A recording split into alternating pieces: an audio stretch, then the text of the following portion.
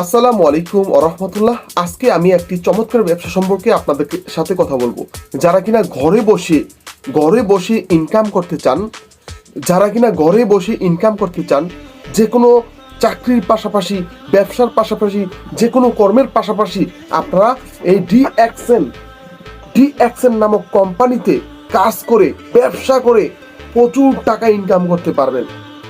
তো D action ব্যবসা কি, এই পুঙ্খানুপুঙ্খভাবে ক্ষুদ্রভাবে বিস্তারিত আমি বলবো।